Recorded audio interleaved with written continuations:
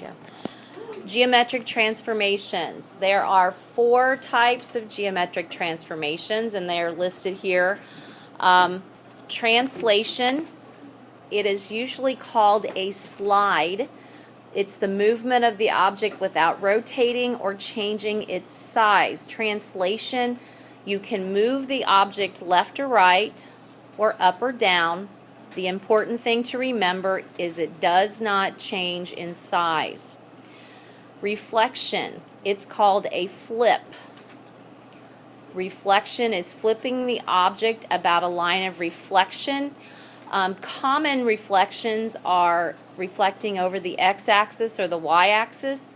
It gets kind of complicated when it wants you to reflect over the y equals x line or y equals negative x line, but we're going to have to look at that because that's part of your standards. Rotation.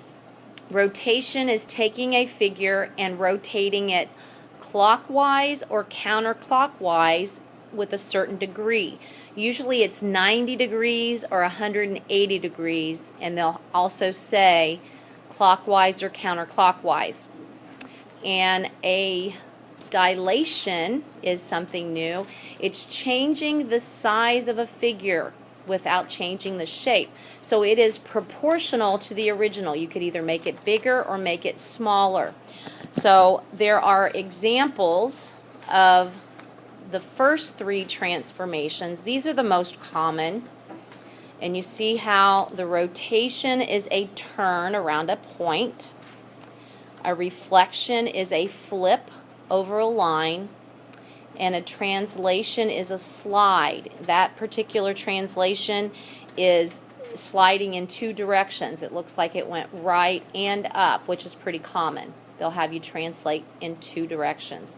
Here is the most important thing that I want you to get out of this, is after any of those 3, okay, after any of those 3, whether it is a turn, a flip, or a slide, the shape still has the same size, area, angles, and lengths.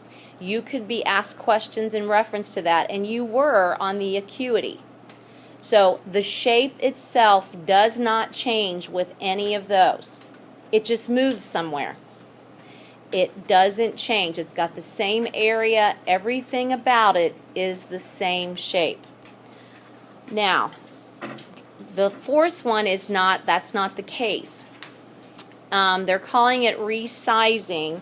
And there's lots of different names that they're referring to, but honestly, you're really going to be concerned with just the name of dilation.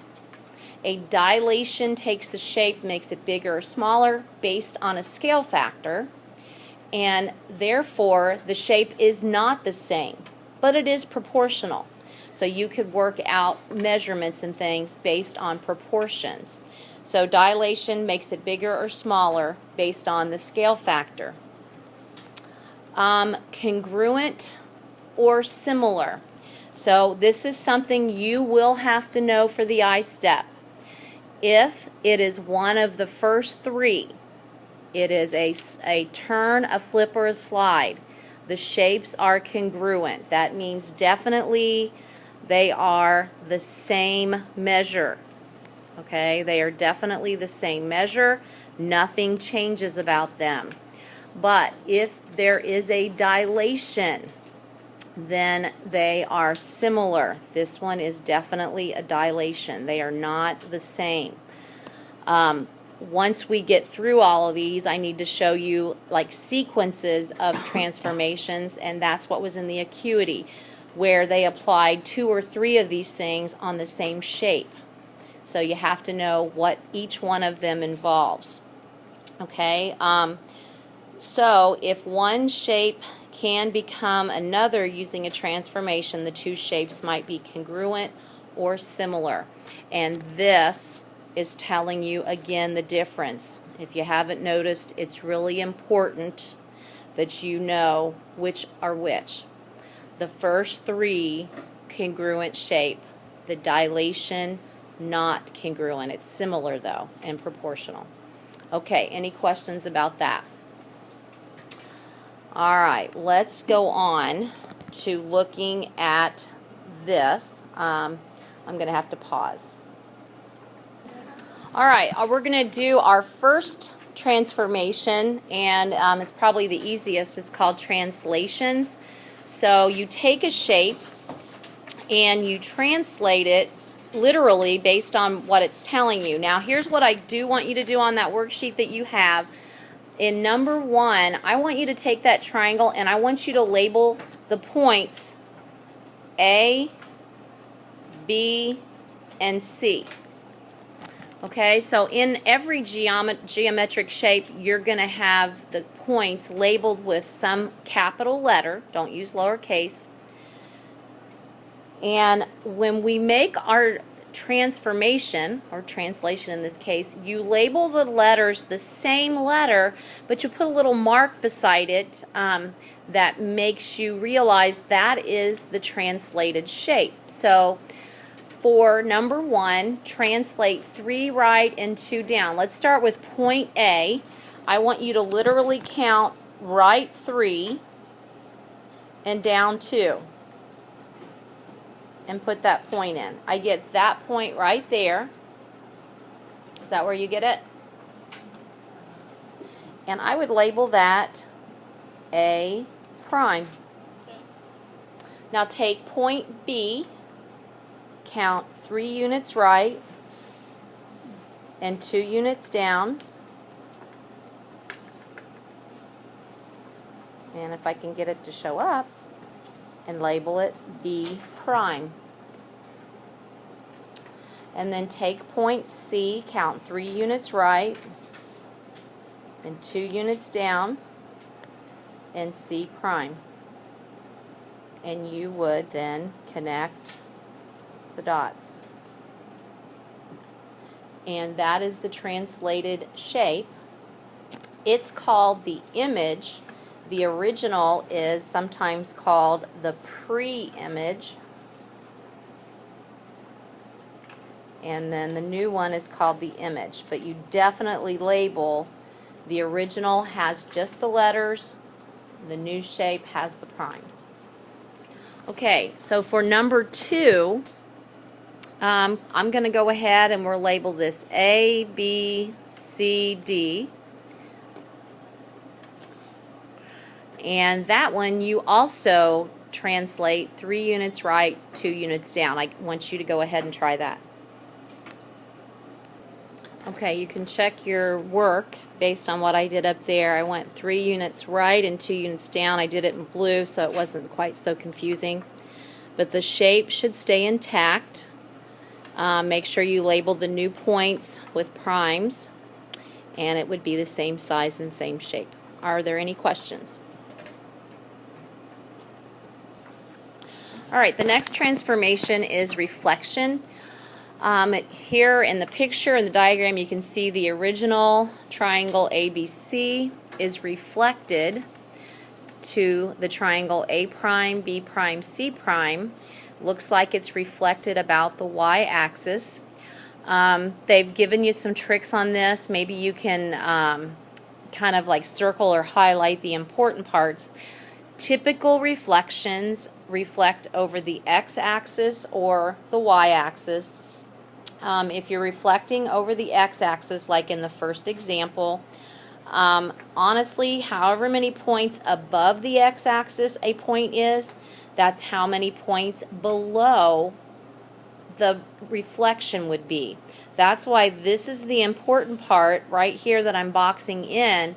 If the original point is the point of xy, the reflected point over the x-axis would be x negative y. It's just the opposite of what you would think. It's the x-axis that you're reflecting about, but the y changes to its opposite. So for the y-axis, you're reflecting left-right. So however many units right of the y-axis a point is, that's how many units left it would be. Since you're shifting and reflecting over the y, the x is the one that becomes the opposite.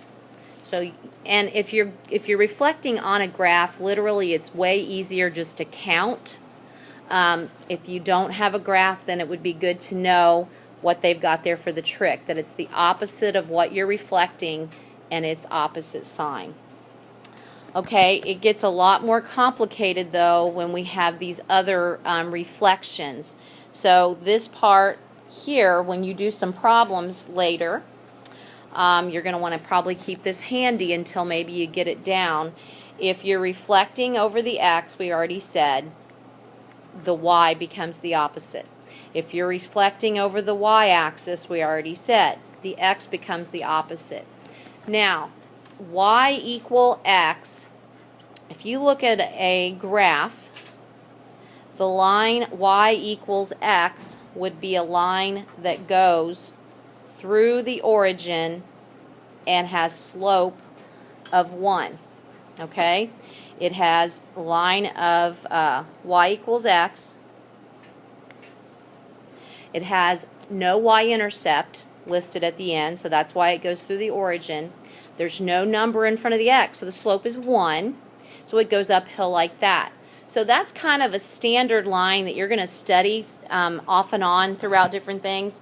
If you have a reflection about that, then what you're going to have to do is interchange the x and y.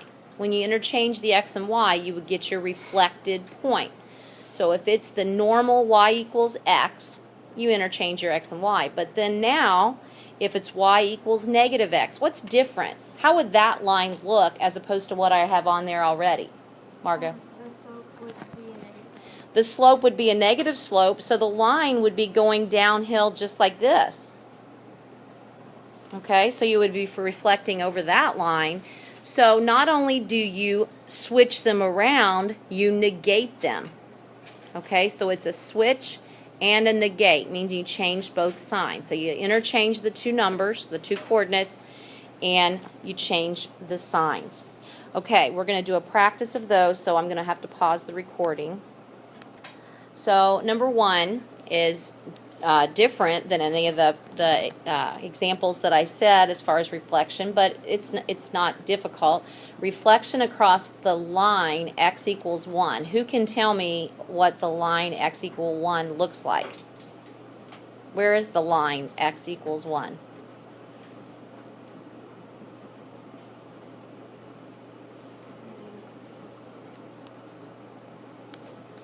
So the line x equals 1 is going to be this line right through here.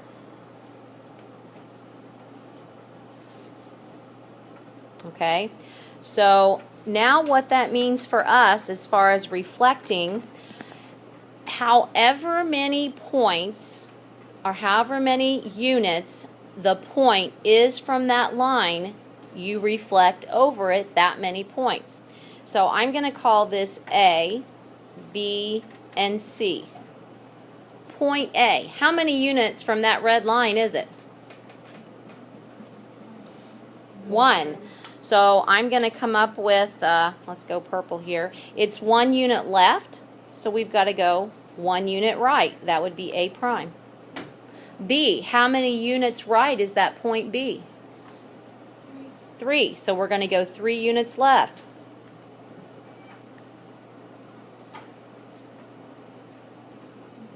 And that's going to be B prime. C, how many units right is that? How many units? 1. So go 1 left and call it C prime.